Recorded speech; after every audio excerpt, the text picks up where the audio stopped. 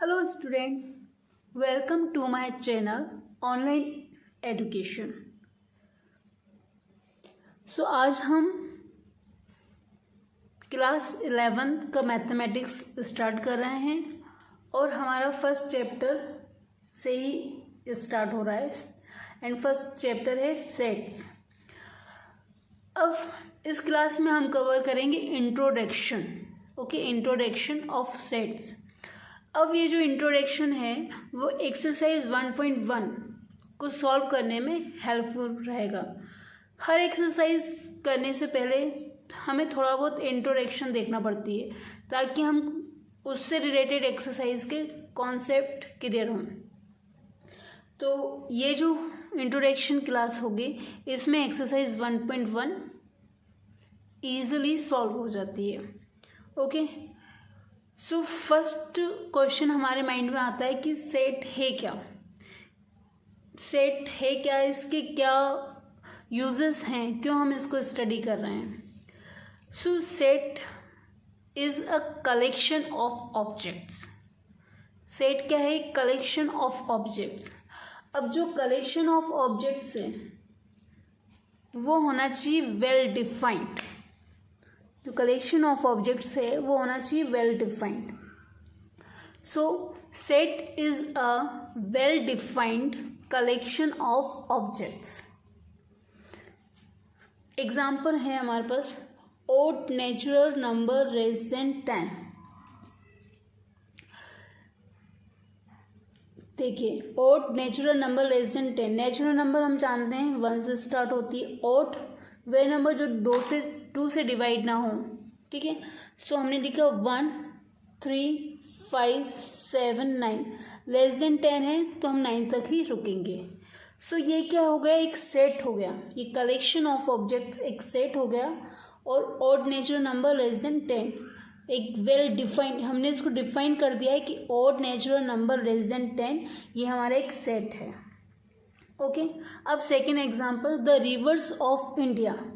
यह भी एक वेल डिफाइंड कलेक्शन है क्योंकि इंडिया की सारी जो रिवर्स का कलेक्शन है वो इसमें आएगा. अब वो आपके लिए भी वही रहेगा और मेरे लिए भी वही रहेगा. ठीक है, तो the rivers of India it is also well defined collection of object. Third है हमारे पास various types of triangles. Okay, next equation. Equation का जो सॉल्यूशन है, so solution of equation that is 2 and 3. इस इक्वेशन को जब सॉल्व करेंगे सो 2 and 3, तो solution of equation that is 2 and 3. अब नेक्स्ट सेट का एग्जांपल है प्राइम फैक्टर्स ऑफ 210. 210 के प्राइम फैक्टर्स होते हैं 2, 3, 5, 7. तो ये एक सेट हो गया. अब सेट के एवरीडे लाइफ में क्या एग्जांपल्स हैं? A pack of cards.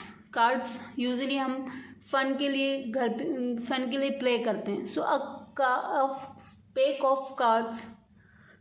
Second example a crowd of people, a cricket team. these are some examples of everyday life. Okay, these are the collections of objects. अब in mathematics में collection of objects ऐसे रहेगा. So a natural number, point, integers, these all are the collection of objects in mathematics. अब set हम यहाँ पे study कर रहे हैं. अब सेट का आगे यूज़ क्या है? What is the use of set? हम क्यों इसकी स्टडी कर रहे हैं? सो जो हमारा relation and function to define the इस रिलेशन एंड फंक्शन जो चैप्टर है उसके कॉन्सेप्ट को डिफाइन करने के लिए हमें सेट का नॉलेज होना ज़रूरी है. Second, it is also useful in study of geometry, sequences and probability etc. So ये कुछ इसके यूजेस हो गए हैं. ओके, अब यहाँ पर एक चीज़ आप नोट करें कि ये जितने भी एग्जाम्पल्स हैं ये कैसे हैं, well defined collection of objects. अब कोई पर्टिकुलर एलिमेंट इनमें बिलोंग्स करेगा इस सेट के में और डज नॉट बिलोंग। लाइक ये हमारे पास एक सेट है 1 3 5 7 9, अब इसमें 5 बिलोंग्स कर रहा है इस सेट को, और अपन लिखेंगे जैसे 2 does not belong this set. इसी तरह से जैसे एक सेकेंड है the rivers of India, so अपन लिखेंगे the river Nile does not belong to the rivers of India. Similarly the river Ganga does not belong to the rivers of Canada, any other country. Okay, so यहाँ पर एक ये particular मतलब जो भी आपके पास सेट है उसमें कोई पर्टिकुलर एलिमेंट बिलोंग्स करेगा, और अगर उसमें कोई एलिमेंट नहीं है तो that does not belong. Okay, so यहाँ अब आप इसका स्क्रीनशॉट ले लें। अब यहाँ पे कुछ एग्जाम्पल्स हैं जो हम पर्टिकुलरली यूज़ करते हैं मैथ्स में।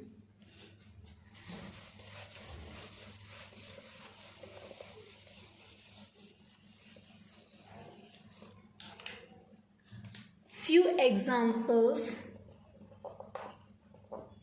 of sets used particularly in maths. अब like n is also a set।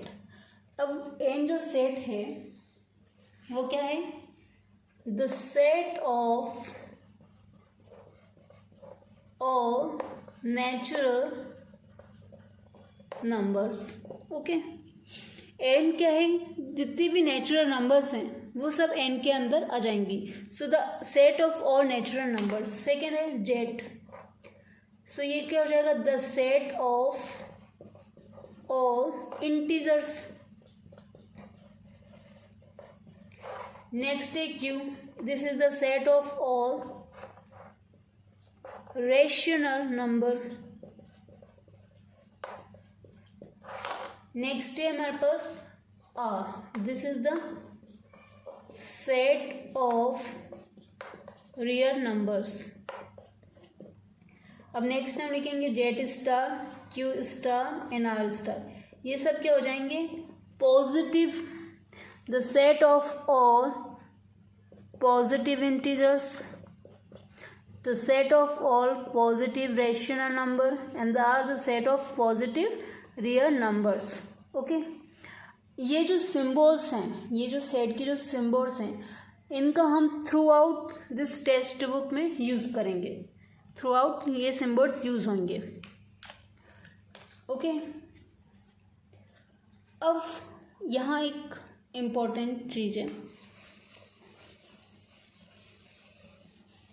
जैसे आप एक सेट है, ठीक है, आप यहाँ इसको आप मोस्ट करके यहाँ देखें।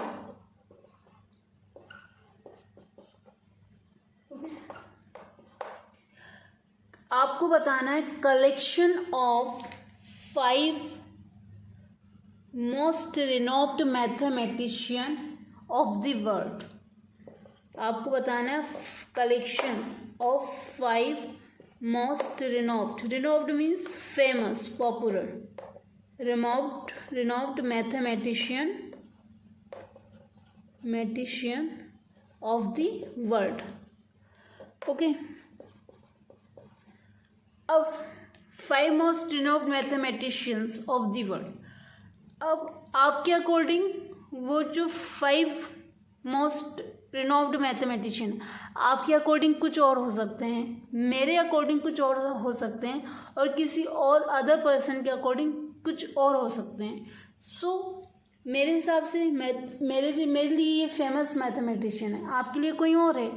सो क्या होता है, यहाँ पर वेरी कर रहा है person from person to person.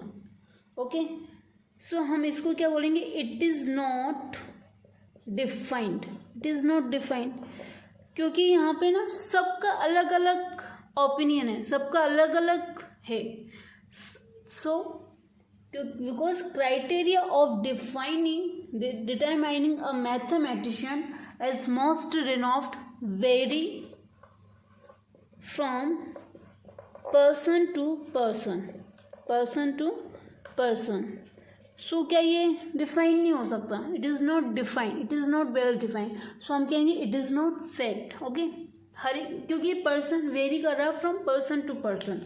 So thus it is not well defined. यहाँ आपको ये चीज़ माइंड, ये मतलब ये पॉइंट माइंड में रखना है. और कुछ पॉइंट्स हैं जैसे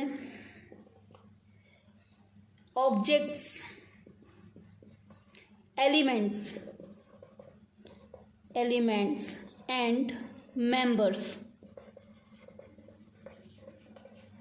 अब किसी सेट के जो ऑब्जेक्ट, हम बोलते हैं collection of objects, collection of elements, collection of members. Okay, ये क्या है, सिनोनिम टर्म्स हैं. This are the synonym terms of a set. Okay, या तो हम ऑब्जेक्ट्स बोल सकते हैं, एलिमेंट्स, या फिर मेंबर्स. ये सब क्या है, सिनोनिम टर्म्स हैं. अब सेट को जनरली हम डिनोट करते हैं कैपिटल लेटर्स लाइक ए, बी, सी, x, Y, Z etcetera. Generally हम सेट को कैपिटल लेटर्स से डिफाइन करेंगे, डिनोट करेंगे. और जो एलिमेंट्स हैं, एलिमेंट्स होते हैं, एलिमेंट्स ऑफ अ सेट, इनको हम रिप्रेजेंटेड करेंगे स्मॉल लेटर्स लाइक ए, बी, सी, x, Y, Z etcetera. Okay, यहाँ तक आप सबको क्लियर है. अब नेक्स्ट हम आते हैं, आपको एक साइन देखने को मिलेगा, this is the Greek symbol. This is the Greek symbol. इसको हम बोलते हैं एप्सिलॉन. ये एक ग्रीक सिंबल है. अब इसका मीनिंग होता है बिलोंग्स टू. इसका मीनिंग होता है belongs to.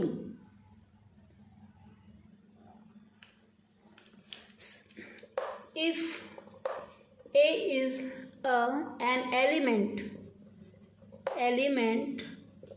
Of set A.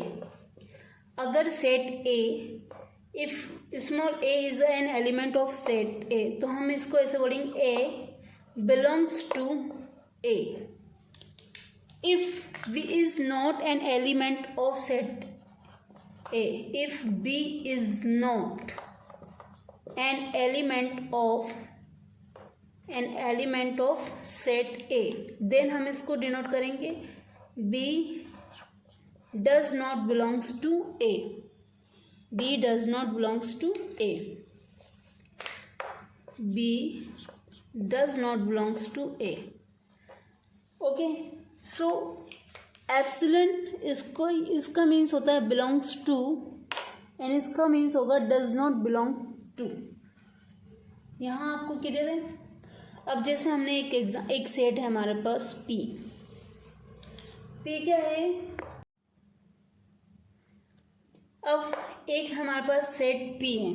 Set P क्या है, set P is a prime factor of 30 के प्राइम फैक्टर हो जाएंगे आपके पास 2, 3 and 5. This is the set P is equals to, this are the prime factors of 30. अब 2 belongs to P. ये जो 2 है is an element of P. सो हमने 2 बिलोंग्स टू P लिखा. अब इसमें क्या 6 बिलोंग्स नहीं कर रहा. हमने लिखा 6 does not belongs to P. Okay, but 6 does not belongs to P. So epsilon का मीन्स होता है बिलोंग्स टू. ओके, अब हम नेक्स्ट आते हैं सेट को रिप्रेजेंट करने की टू मेथड्स होती हैं। सेट जो होता है सेट, इसको रिप्रेजेंट करने की टू मेथड्स होती हैं। टू मेथड्स होती हैं। अब टू मेथड्स कौन सी होती है? फर्स्ट होती है रोस्टर फॉर्म, और इसको हम बोलते हैं टेब्यूलर फॉर्म भी बोलते हैं इसको, ठीक है। इसमें क्या होता है, सारी जो भी और the elements of this set, एक सेट के जितने भी एलिमेंट्स हैं वो सारे लिस्टेड होते हैं। हर एक एलिमेंट लिस्ट होता है and separated by a commas. Okay, इसमें क्या होता है, all the elements of a set are listed and separated by the comma and enclosed within the braces like this, and enclosed with braces. For example, अब जैसे हमने एक example लिखा, अभी तो मैंने बता दिया आपको theoretical, that all the elements of a set are listed and separated by a comma, separated by commas and enclosed with braces. अब जैसे एक एग्जाम्पल है हमारे पास, all even integers less than 7, ये हमें दिया है। All even integers less than, even क्या होता है, जो वो नंबर्स जो 2 से डिवाइड हो जाते हैं वो होते हैं हमारे इवन। ओके, हमें एक दिया है all even integers less than 7। अब इसको रोस्टर या टेब्यूलर फॉर्म में कैसे लिखना है? इवन नंबर जो लेस देन 7 है, इवन नंबर होता है हमारे पास 2, 4, 6। अब लेस देन 7 बोला है तो 2, 4, 6। अब इस सारे एलिमेंट्स, जितने भी एलिमेंट्स हैं सेट के, वो सारे लिस्टेड हैं, सारे सेपरेटेड हैं कॉमास से and enclosed within braces like this. So ये होती है हमारी टैब्यूलर फॉर्म। सेकेंड हम ले लेते हैं और नेचुरल नंबर्स, और नेचुरल नंबर्स विच डिवाइड 42 को जो भी नेचुरल नंबर डिवाइड कर रहे हैं वो हमको लिखना है। तो 42 को डिवाइड कर रहा है 1, 2,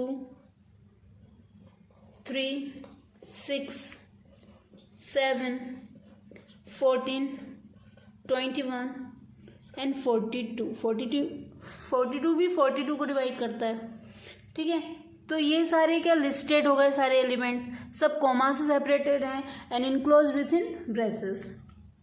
अब यहाँ पे एक नोट वाली चीज़ है, यहाँ आपको एक नोट रखना है, इसको आप लिख भी लें, जिससे नोट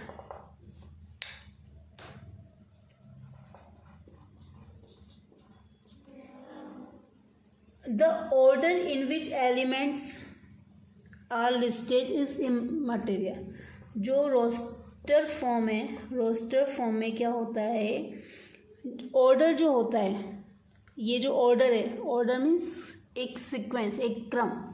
ऑर्डर जो होता है in which elements are listed, वो क्या होता है, immaterial. In roster form the order in which elements are listed is immaterial। Immaterial मतलब कि उनका जो ऑर्डर है वो एक, मतलब आप आगे पीछे कर सकते हैं। लाइक जैसे हमारे पास ये हमारे पास सेट है, इसको हम ऐसे लिख सकते हैं, 2 को हम आगे लिख सकते हैं, 1 को पीछे लिख सकते हैं, या आगे से पीछे कुछ भी। 42 को हम इधर लिया है, 7 इधर लिया है, 6 इधर है हमारा, 14, 3 हमने इधर लिख दिया। ओके, एंड यहाँ हो गया 21। सो ऑर्डर जो है इमटेरियल रहेगा, मीन्स ऑर्डर कोई फिक्स नहीं है कि आपको इसी ऑर्डर में लिखना है, आप उनको आगे पीछे लिख सकते हैं। ओके, अब नेक्स्ट एग्जाम्पल रोस्टर फॉर्म में,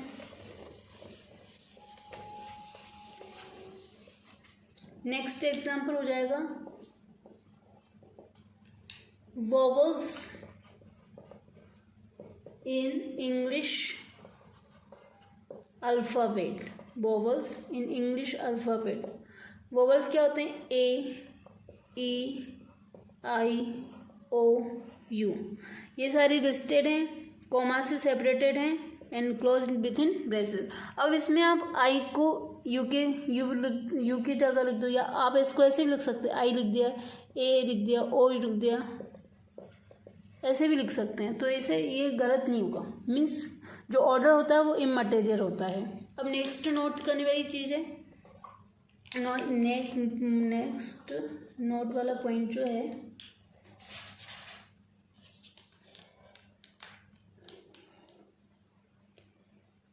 रोस्टर फॉर्म में, इन रोस्टर फॉर्म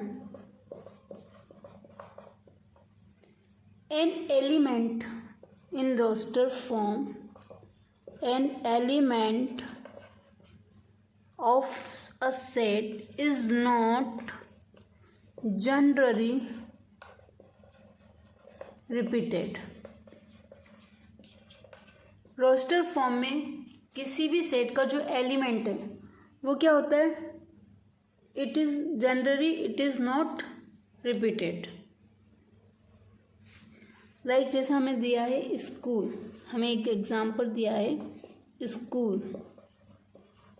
अब इसको हमें रोस्टर फॉर्म में दिखाना है, तो हमने लिखा S C H O। अब यहाँ पे O क्या है? डबल, रिपीट हो रहा है, तो हम यहाँ पे रिपीट नहीं करेंगे, हम उसको एक बार ही लिखेंगे, सिंगल टाइम लिखेंगे, हम इसको रिपीट नहीं करेंगे। So in roster form an element is not generally repeated. अब इसको हम ऐसे भी लिख सकते हैं, सी को इधर लिया है, S H L इधर O, मतलब कि जो ऑर्डर है वो इमटेरियल है। सो ये दो पॉइंट आपको ध्यान रखने हैं। अब सेकंड मेथड क्या होती है सेट रिप्रेजेंट करने की? सेकंड मेथड होती है सेट बिल्डर फॉर्म। क्या है हमारे पास second method? Set builder form. Set builder में क्या होते हैं? All elements. इसमें क्या होता है कि किसी भी सेट, जो में सेट है उसमें जो एलिमेंट्स होते हैं वो पजेसेस करते हैं एक कॉमन प्रॉपर्टी। ठीक है, कॉमन प्रॉपर्टी को रिप्रेजेंट करते हैं which is not possessed by any element outside the set। Okay, जैसे फॉर एग्जांपल, इसको मैं एग्जांपल के थ्रू बताती हूँ। जैसे हमारे पास बॉबल्स वाला सेट है, हमें दिया है A E I O U। अब सेट बिल्डर फॉर्म में क्या होता है, जितने भी एलिमेंट्स हैं, और elements of a set possesses means उन पे वो फॉलो करते हैं, possesses अ कॉमन प्रॉपर्टी। अब ये सारे क्या हैं? वोवल्स हैं। ये सारे जो हैं एक कॉमन प्रॉपर्टी वोवल्स फॉलो कर रहे हैं, possess कर रहे हैं। अब इनके आउटसाइड जो लेटर्स हैं like B K M Z means इनको हटा के जो भी लेटर्स हैं वो सारी, वो जो क्या है वोवल्स वाली प्रॉपर्टी पजेस नहीं कर पा रहे हैं। सो क्या होता है? All elements of a set possesses a single common property which is not possessed by any element outside the set. Okay, अब इसको, ये तो हमने एक एग्जांपल बताया। अब इसको सेट बिल्डर में कैसे लिखेंगे? सेट बिल्डर को कैसे लिखेंगे? यही हमारे पास है A E I OU, इसको अब सेट बिल्डर की फॉर्म में कैसे लिखना है? सबसे पहले हम ब्रेसेस लगाएंगे x colon x is a vowel in English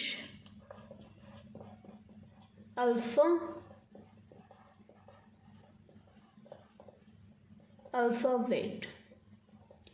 okay, अब आप इसको ऐसे पढ़ेंगे, ये जो है ब्रेसेस को क्या बोलेंगे? All the elements the set of all. ये जो है कॉलन, इसको पढ़ेंगे द सेट ऑफ ऑल। ठीक है, ये जो कॉलन है इसको बोलेंगे सच दैट। ओके, अब यहाँ ये ब्रेसेस स्टार्ट हुई, यहाँ बोलेंगे the set of all x के बाद आता है कॉलन सच दैट। इसके बाद जो भी लाइन है इसको हम बोलेंगे is a vowel in English alphabet. Okay,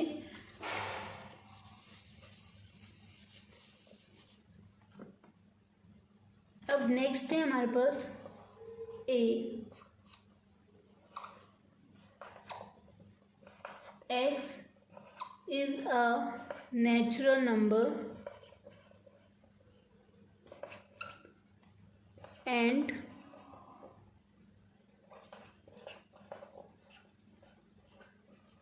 ये हमें दिया है। अब इसको हम ऐसे पढ़ेंगे, ये जो ब्रेसेस से स्टार्ट हुए इसको बोलेंगे the set of all x colon will be such that x is a natural number and x lies between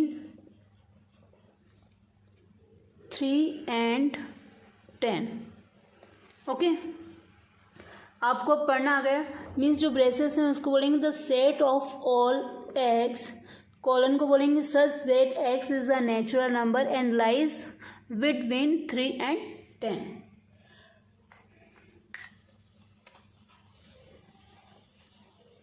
अब कुछ और एग्जांपल्स देख लेते हैं हमें।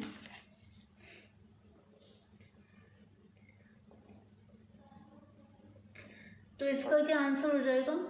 4 5 6 7 8 9। अब ये सारे क्या है? नेचुरल नंबर्स हैं और ये क्या हो रहा है? 3 and 10 के बीच में राइज कर रहे हैं। 4 5 6 7 8 9। अब हमने पहले एक एग्जांपल देखा था natural number which divide by 42।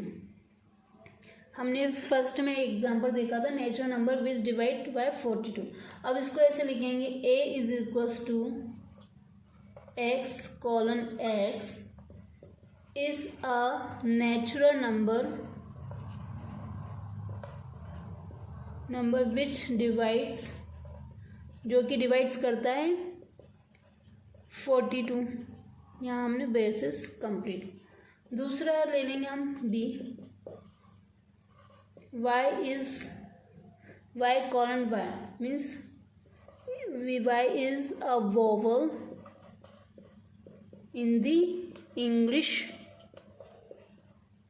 English alphabet. Third हमारा एग्जांपल लेंगे c is equals to z colon z is an odd natural numbers. ये हम रोस्टर फॉर्म में शो कर रहे हैं। सो आई होप आपको ये सब क्लियर हुआ है, समझ में आया है। अब इस कॉन्सेप्ट, इस इंट्रोडक्शन के बेस पर हम एक्सरसाइज 1.1 सॉल्व करेंगे। इसमें मैंने आपको हर एक कॉन्सेप्ट क्लियर करा दिया है। सो नेक्स्ट क्लास में आपको प्रेजेंट होना है और thank you for watching this video. I hope you are understanding and please support and please like, share and subscribe my channel. Thank you.